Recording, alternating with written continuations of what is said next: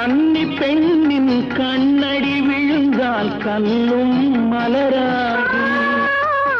காளையர் தோளை தேடி மகிழ்ந்தால் காதல் சுவையாகும். கன்னி பெண்ணின் கண்ணடி விழுந்தால் கல்லும் மலராகும். பொல்லா மனதில் ஆசை புகுந்தால் பொழுதும் பகையாகும். புல்லாங்குழலில் காற்று நுழைந்தால் புது புது